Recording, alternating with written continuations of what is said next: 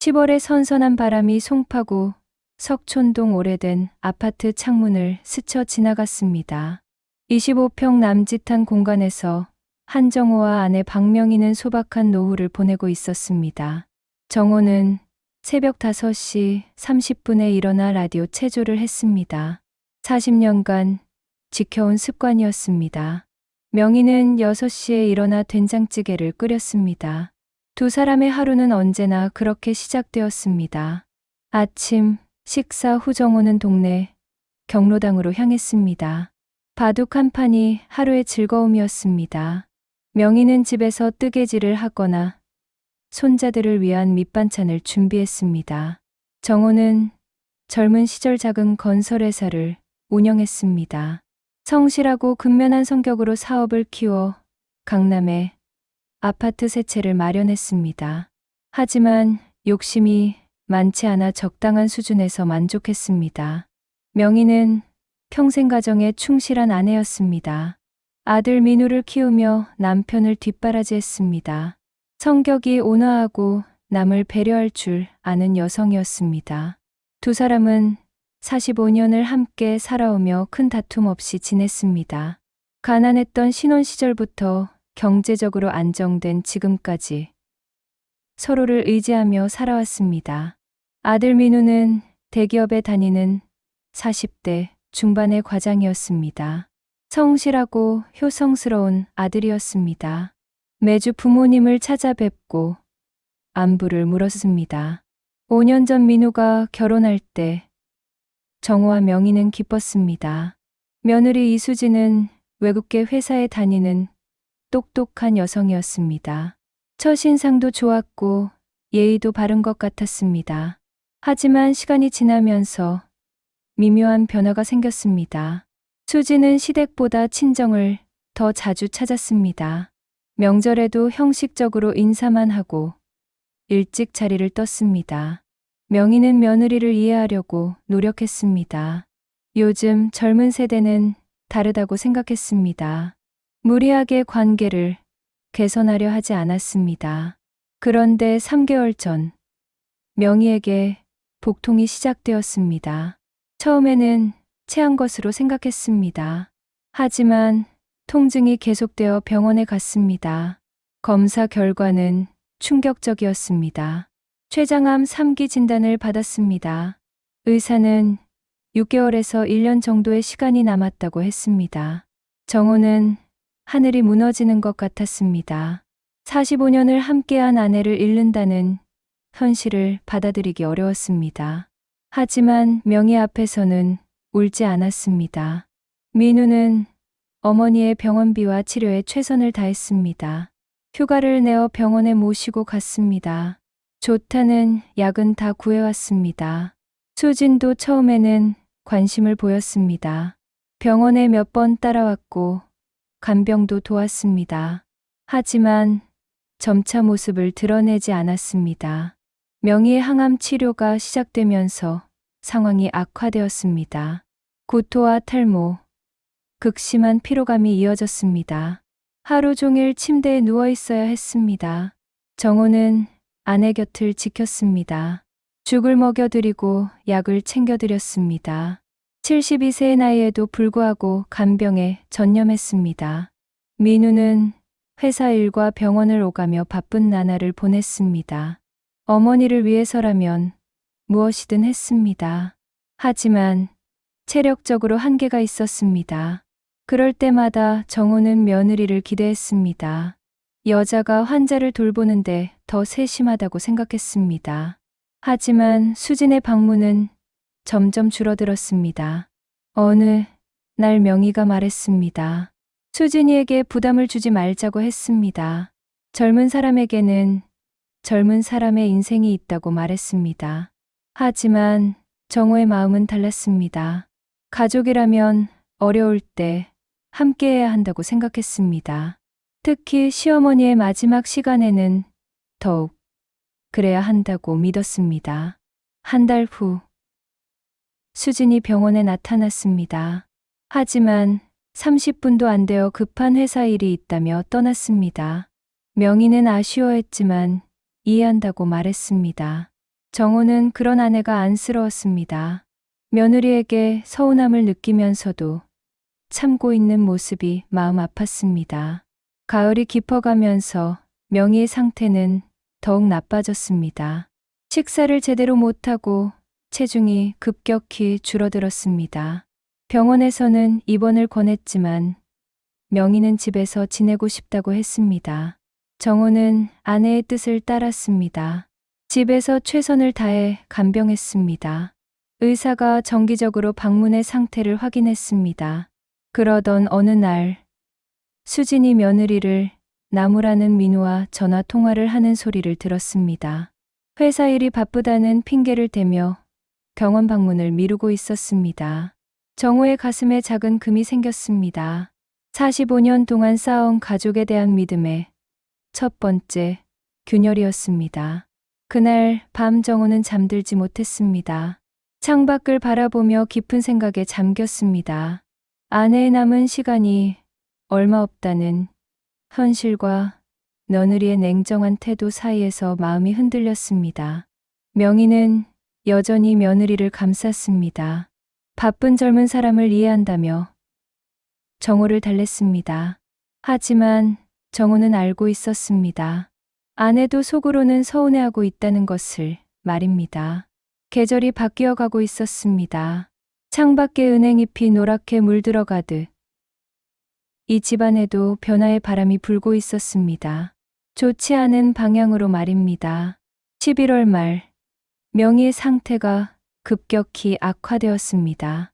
의사는 이제 며칠을 넘기기 어려울 것 같다고 조심스럽게 말했습니다.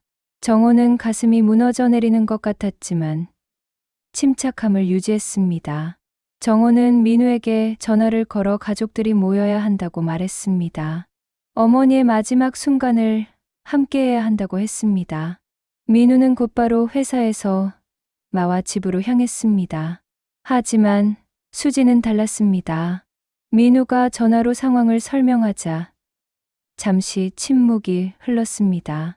그리고 예약해둔 발리 여행을 취소하기 어렵다고 말했습니다.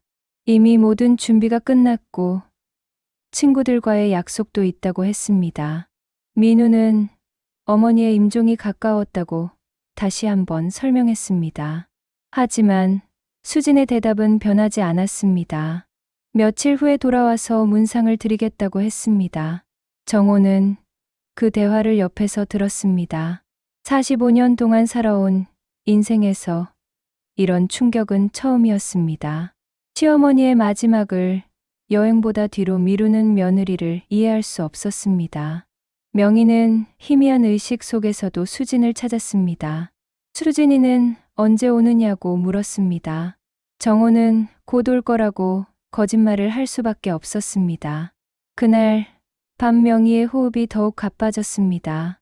정호와 민우는 밤새 침상 곁을 지켰습니다. 명희는 간헐적으로 눈을 떴다가 감았습니다. 새벽 4시 명희가 마지막 힘을 내어 말했습니다. 수진이는 왜 안 오느냐고 물었습니다. 자신이 좋은 시어머니가 되지 못해서 미안하다고 말했습니다. 정호의 눈에서 눈물이 흘렀습니다. 죽음을 앞둔 상황에서도 며느리를 걱정하는 아내가 안쓰러웠습니다. 동시에 그런 시어머니를 외면한 수진에 대한 분노가 치밀어 올랐습니다. 오전 6시 30분 명희가 마지막 숨을 거두었습니다. 정호는 아내의 손을 꼭 잡고 있었습니다.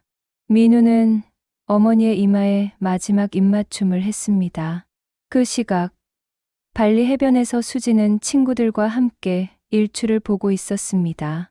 파란 바다와 황금빛 하늘을 배경으로 사진을 찍었습니다. 얼굴에는 밝은 웃음이 가득했습니다.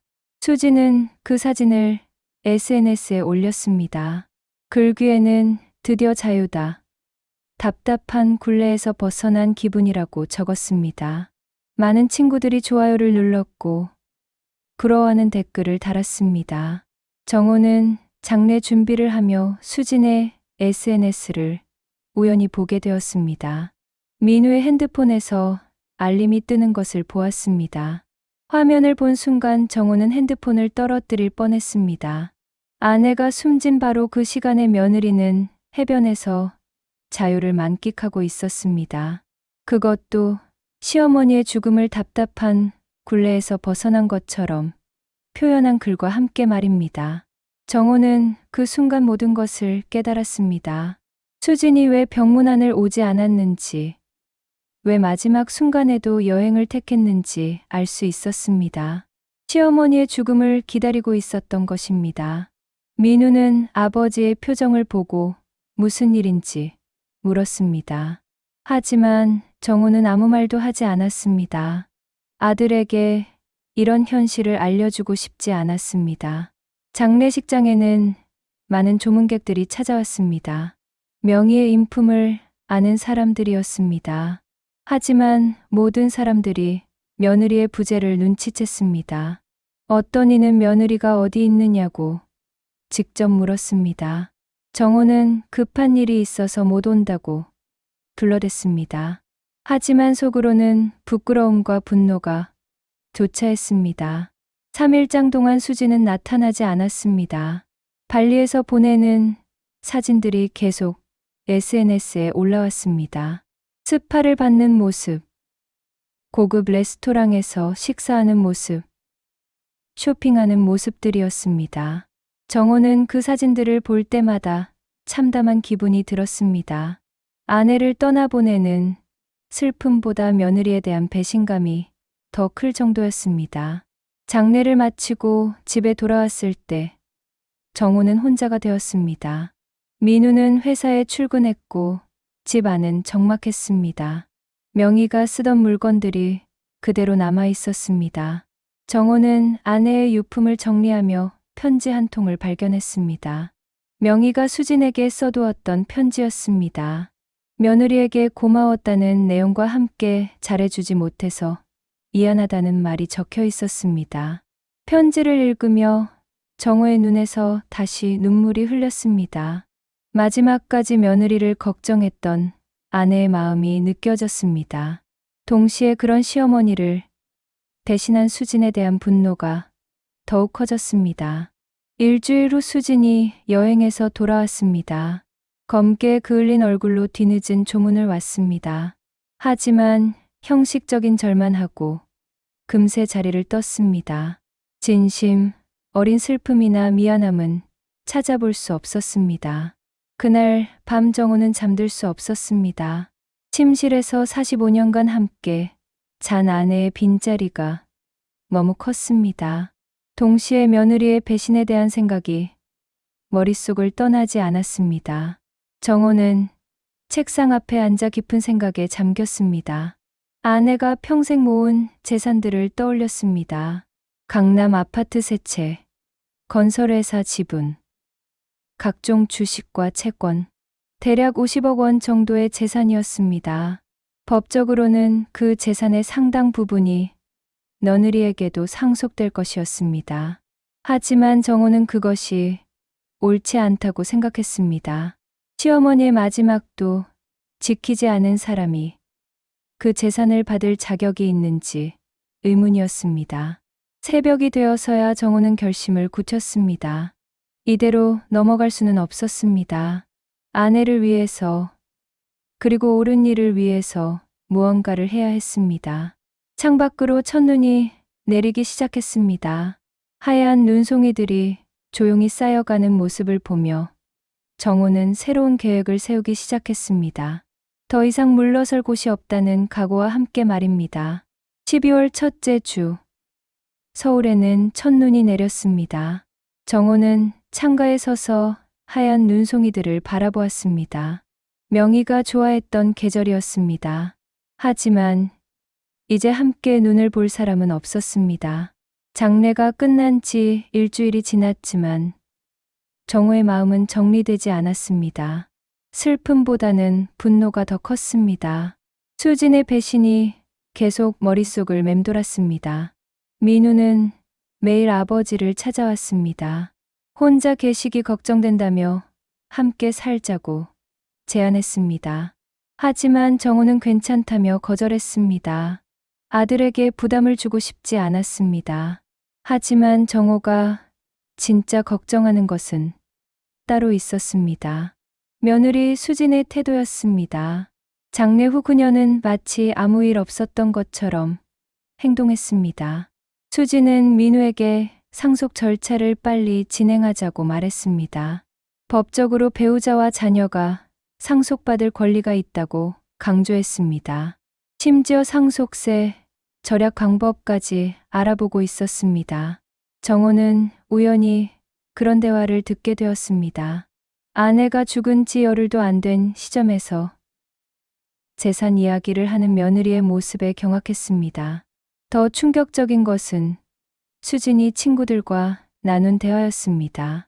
카페에서 시어머니만 죽으면 상속이 들어온다고 말했던 것을 누군가로부터 전해 들었습니다.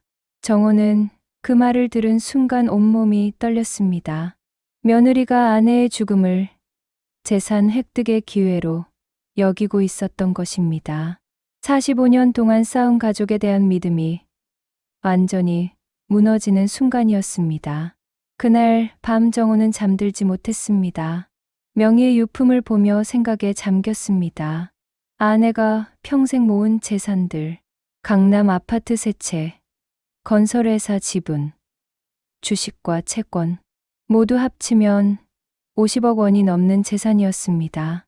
법적으로는 그 재산의 상당 부분이 민우와 수진에게 상속될 것이었습니다. 하지만 정호는 그것이 옳지 않다고 생각했습니다.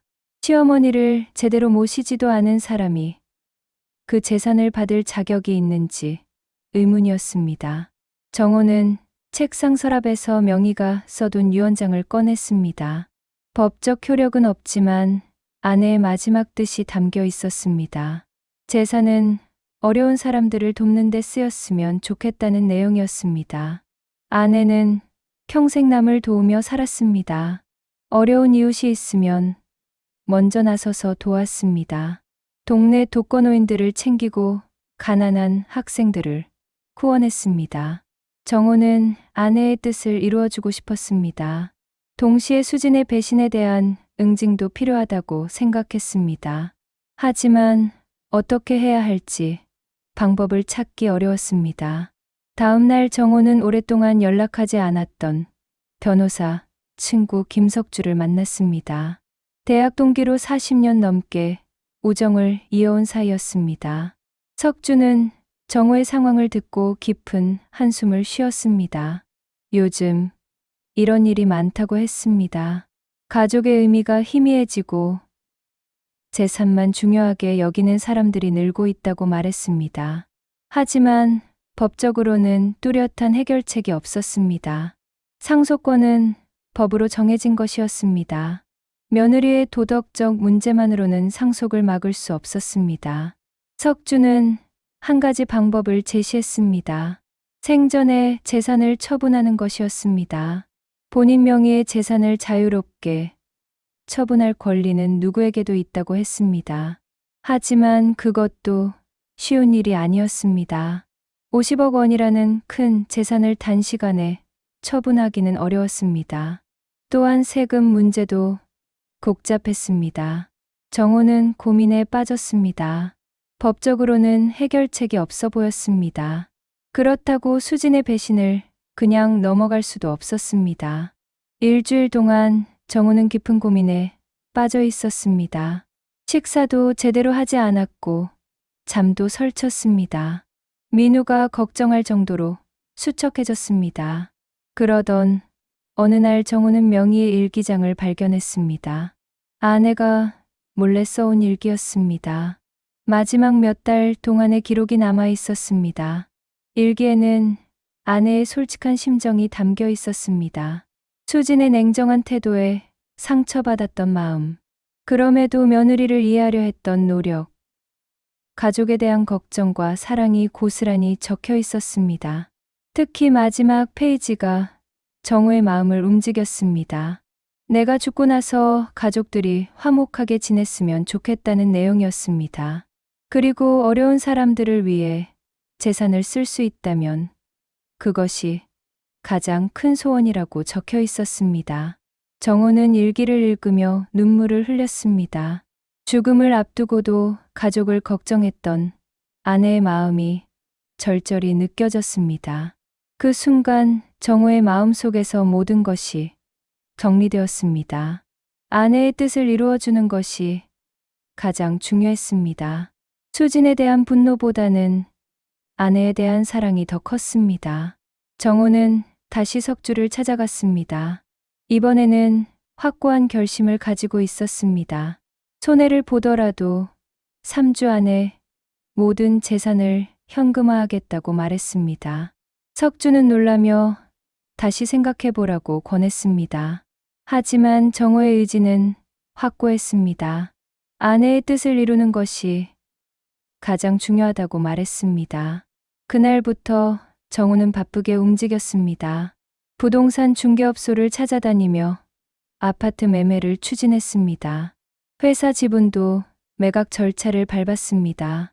주변 사람들은 정호의 행동을 이해하지 못했습니다. 왜 갑자기 재산을 처분하려 하는지 궁금해했습니다. 하지만 정호는 자세한 설명을 하지 않았습니다. 민우도 아버지의 갑작스러운 행동에 당황했습니다. 하지만 정호는 아들에게도 진짜 이유를 말하지 않았습니다. 가족의 화목을 위해서였습니다. 2주가 지나자 재산 처분이 거의 완료되었습니다. 시세보다 조금 낮은 가격이었지만 현금으로 전환할 수 있었습니다. 총 45억 원 정도의 현금이 확보되었습니다. 정호는 그 돈으로 무엇을 할지 구체적인 계획을 세웠습니다. 아내의 이름으로 장학재단을 만들고 노인복지센터를 후원하기로 했습니다. 명희가 평생 꿈꿔왔던 일이었습니다. 마침내 가족회의를 소집할 때가 되었습니다. 민우와 수진에게 중요한 발표가 있다고 연락했습니다. 수진은 상속 절차에 대한 이야기일 것이라고 기대하며 참석했습니다. 정호는 회의 자료를 준비하며 마지막 점검을 했습니다. 이제 더 이상 돌이킬 수 없는 상황이었습니다. 아내를 위한 마지막 선택이었습니다. 창밖으로 눈이 다시 내리기 시작했습니다. 정호는 명희의 영정 앞에서 조용히 인사했습니다. 이제 당신의 뜻을 이루어드리겠다고 약속했습니다. 내일이면 모든 것이 결정될 것이었습니다. 45년 결혼 생활의 마지막 선택. 정호의 눈에는 더 이상 망설임이 없었습니다. 12월 둘째 주 토요일 오후 2시. 정호는 거실 테이블에 서류들을 정리해 두었습니다. 민우와 수진이 약속 시간에 맞춰 도착했습니다. 수진은 평소보다 화사하게 차려입고 왔습니다. 상속 절차에 대한 좋은 소식을 기대하는 표정이었습니다. 민우는 아버지의 진지한 분위기를 눈치채고 조심스러워했습니다. 정호는 차분하게 말을 시작했습니다. 지난 3주 동안 모든 재산을 처분했다고 발표했습니다. 강남 아파트 세 채, 건설회사 지분, 주식과 채권까지 모두 현금으로 바꾸었다고 했습니다. 총 45억 원이 확보되었다고 말했습니다. 수진의 얼굴이 순간 굳어졌습니다. 정호는 계속해서 그 돈의 용도를 발표했습니다. 박명희 장학재단과 노인복지센터를 위해 쓰겠다고 했습니다. 아내의 평생 소원을 이루어드리겠다고 말했습니다. 수진은 경악하며 매달렸습니다. 자신에게도 상속받을 권리가 있다고 주장했습니다. 법적으로 배우자와 자녀가 상속받는 것이 당연하다고 목소리를 높였습니다. 하지만 정호의 표정은 차가웠습니다. 그는 책상 서랍에서 두꺼운 파일을 꺼내 들었습니다. 사립탐정의 보고서였습니다. 파일에는 충격적인 내용들이 담겨 있었습니다. 수진이 친구들에게 시어머니만 죽으면 상속이 들어온다고 말했던 녹취록이 있었습니다. 상속세 절약 방법을 미리 상담받은 기록도 있었습니다. 수진은 얼굴이 하얗게 변했습니다. 변명을 시도했지만 증거는 너무나 명확했습니다. 민우도 충격에 빠져 아무 말을 하지 못했습니다. 정호는 마지막으로 명희의 편지를 꺼냈습니다. 수진에게 써둔 편지였습니다.